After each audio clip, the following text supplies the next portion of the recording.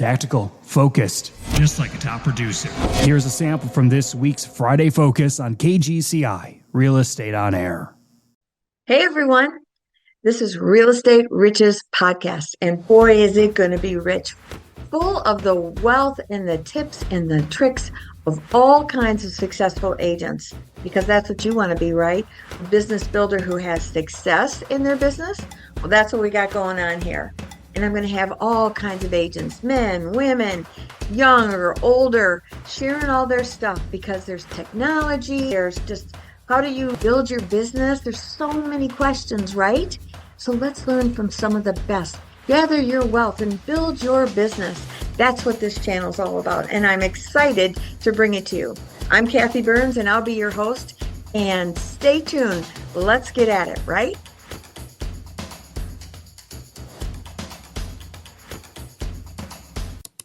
Hey everybody, it's Kathy Burns, and I'm here today with Jacintha Freeman. All right, thank you so much for being here. I'm excited to have you. Thank you for having me. Yeah.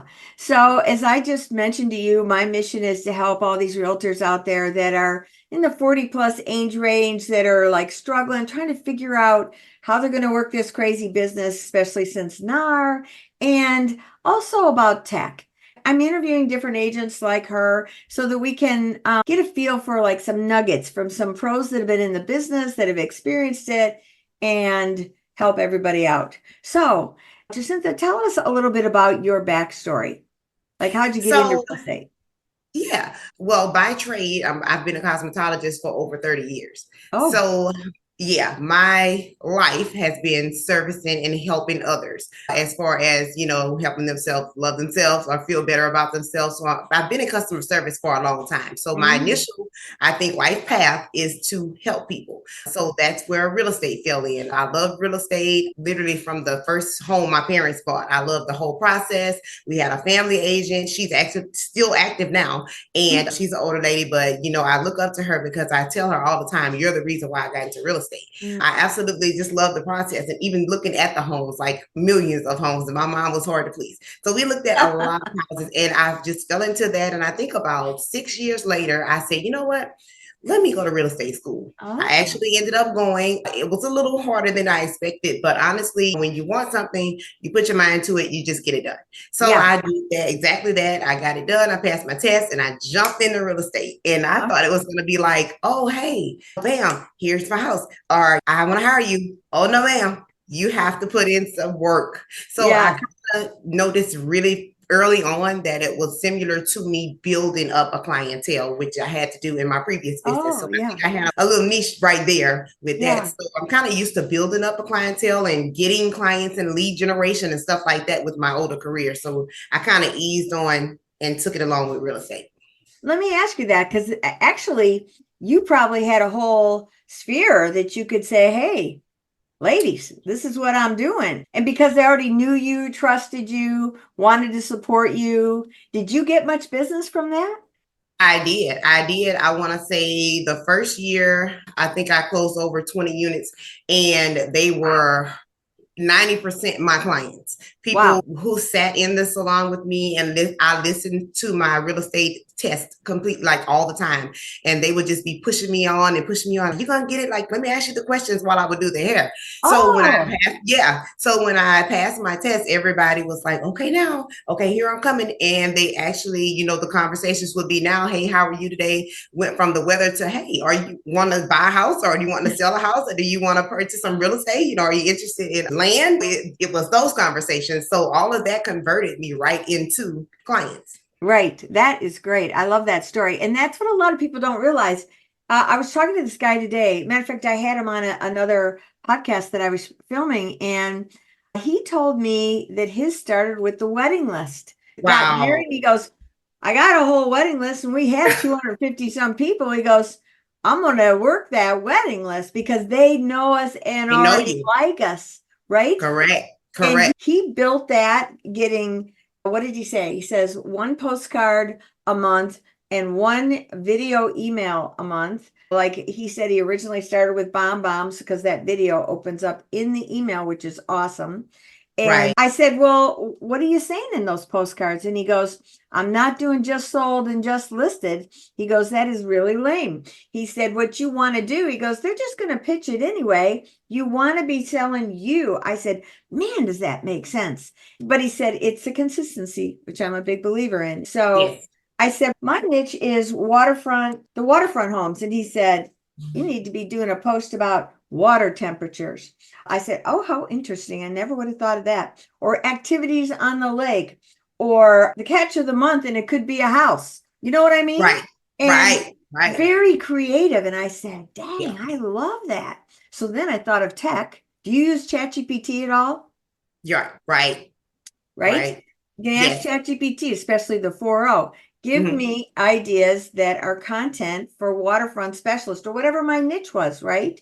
Whoever my people were. He said, because it's about being in front of them so that you are top of mind when they think realtor. And you don't need to be saying, do you need to buy a house or do this? You just put your branding on there, your face is on there, and then some little ditty on whatever it is, and now you're and it just hits their brain. It hits their brain, and you're like, "Oh yeah, she is an agent, or he is an agent." Because sometimes they just don't think it. Because you have other agents in the market today. They're hitting left and right. They're hitting back and forth. And the biggest thing is to keep reminding them, like you say, just keep reminding them, "Hey, if you're ever thinking about it, give me a call," because they may not even be thinking about you that day. Which doesn't mean that they don't want to work with you or they wouldn't like to work with you. It's just that they didn't think about it. And you have to keep it on the top of everybody's mind, which kind of hints towards the social media and platforms that we have that are free that everybody can use and say, hey, don't forget about me today. Hey, I'm a realtor here. You know, you kind of have to push it out. I think all the mediums are important. But when you're in the beginning and you got no money, I mean, I was trying to figure out everything I could do with zero budget. And, YouTube is free. And Facebook is free. Instagram is free. So you can start on all those platforms. You just need to be consistent, and I think utilizing ChatGPT and even Google, you can right now today, if you Google somebody's name, something's going to come up on them, no matter what it is. And that's not, you don't even have to pay for that. That's free. So if someone runs into me and say, hey, oh, her name's Jacintha Freeman, let me Google her. Some things are going to come up about me, which are going to be reputable things, no matter whether it's things I've done in the past or whether it's things I'm doing in the future. They want to just know you're a real person, that you have real intentions, and that you are successful at the things that you do. So that alone will just take you a long way. It's just another part of social media. Yeah. And what about Google business page? I mean, that's free. Build that out. And Yelp is free. It seems to be expanding its opportunities with all kinds. I haven't dove quite into it, but I keep reading about enhance that Google business page. Get all your reviews on there. If you get people to give you reviews, if like literally you just send 10 people a day that you know to just say, hey, give me a review. Can you give me a review? Either they're going to say, when I want to buy a house, she's going to be great to deal with, or, hey, I bought a house, or I'm thinking about buying and using her. It's going to be one of the three. So any review helps, and those reviews boost your presence on Google, social media, everything. Yeah, I love it. So let's see, what are you thinking about that you're going to do different now that we've got this whole NAR thing? Are you more focused on buyers or sellers or what? I always try not to close any doors because there's room to me to deal with whoever comes along, whether you're a buyer, whether you're a seller, whether you're an investor. A real estate agent to me is just a real estate agent. That's just what I am. I don't say, hey, I'm just going to go to one side, because I just, in my mind, why close out 30% of my population when I can have 100 and just keep everybody. So I don't mind working with the buyers or the sellers, because honestly, on either side, it's helping somebody. I don't see one as harder than the other or that's more difficult than the other. I see all of it as challenges, and I see all of it as opportunities to help people. So with that, I just have one mind frame: get it done. Make your customers help, get them what they need. So I stay open a little bit. Yeah. Have you ever had the DISC profile done on you, or do you know what I'm talking about? So the personality profile? It's like Tony Robbins. I see it. It's a DISC profile. D is like dominant, the driver. The I is the high fun personality. So it's funny thing because like the S. the team that I was on, she attempted to do one, but honestly, I did it on my phone instead of my computer. So I didn't exactly know how to click the buttons, but I went back and did it myself. And I found out that I'm a very dominant kind of push person. I'm more of a leader, and things like that. I have a leader personality. So yeah, I just found out about that a couple of months ago, which is so funny you did it, because at first I didn't even know what it was. Yeah, I know. It's great. It's great for when you want to align yourself with different, even partners in the real estate business, just to even do a deal with together. I like to know personality styles, because I want to see if we're gonna gel or we're gonna butt heads, especially if I was hiring an assistant or a VA.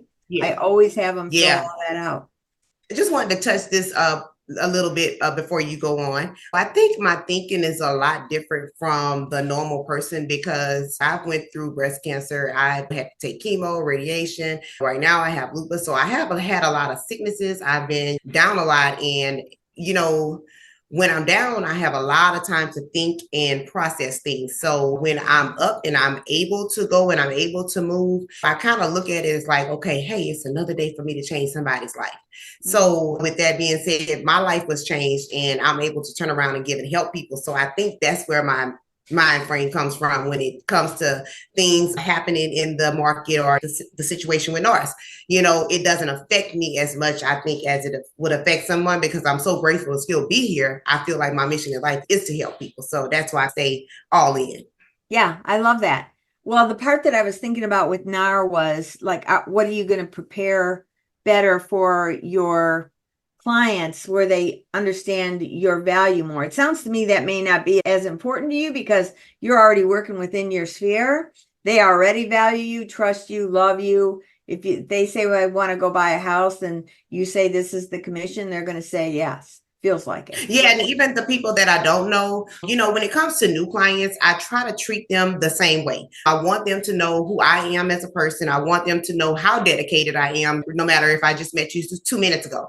I'm no more dedicated to the ones I've known 20 years than the ones I meet 2 years or 2 minutes ago. When I meet someone and I say, hey, I'm gonna help you, I'm all the way in, I'm fully in, and I'm actually going to push as hard as I would for someone I've known for a long time. So I just try to keep myself prepared and try to keep myself up to date so that I can give people more information. Today, people want information. If you can provide the information and you can make them feel like you do know what you're doing and they can just kind of trust in just that alone without them even knowing you, that goes a long way as well. It does. The biggest challenge I think we're going to have is we have to have that signed documentation before you can even take them out and show them a property now. I do that. I do that already. I was taught, I started at Keller Williams, and I actually was taught there to, hey, you sign a client up and you make them primary, your only client, so that you can, before you move your car, because people can jump from person to person, from realtors calling all day. They don't mean to, they don't know how the system works. A lot of them honestly don't even know how we get paid. Right. The first question is like, do we pay you? I'm like, no, you don't come out of pocket with anything, but that's different though. No. That just changed. That's the part. Exactly. So we can't even say that anymore. Yeah, exactly. So now you have to push yourself on them more and say, hey, this is why you need me. Or, hey, I can make this 10 times better for you than you would be on your own. Or I get to take the load off you. You have to push yourself on them more than the rules. So I think that's even better for a person, because you have to get to know people regardless of whatever you're doing. Well, I agree. We just have to establish what we're getting paid now before we go out. In addition to signing that thing, it has to have that signed agreement on the payment amount. And that's what a lot of agents aren't realizing. So yes, they may very well be the ones paying us. Right. And that's been the scary part, that the public is hearing, oh, we're going to have to pay all these agents. Not necessarily, but you might. And that's what they got to know. And that's the whole thing that's tripping up a lot of agents. And what's so funny to me is that NARS, this whole thing in the MLS where our commissions were put in there before, they didn't used to be. And they said the public was complaining and they were being hurt because it wasn't there. So they had it put in there. And now they're saying the public's being hurt. So now we got to get it out. People. It kind of discourages you. You just have to stay strong. And like I said, just push yourself as a person to make these people understand why, hey, this is why you need me. You're going to get tired of looking for houses. I don't get tired of looking for houses. This is my job. This is what I do. This is what I get paid for. So just like someone else will go to a 9 to 5, if we take our job seriously and focus in on making these people happy and explain to them, hey, I found houses for you today while you were working. Yeah. I'm valuable to you. I'm valuable to you. So you have to make them understand, hey, you would want to pay me because I'm going to make your day a lot easier. I'm going to make your search or your sell a lot easier for you. You have to sell yourself. And that comes with being honest to who you are and genuinely wanting to help people. Yeah, I totally agree with you. I totally agree with you.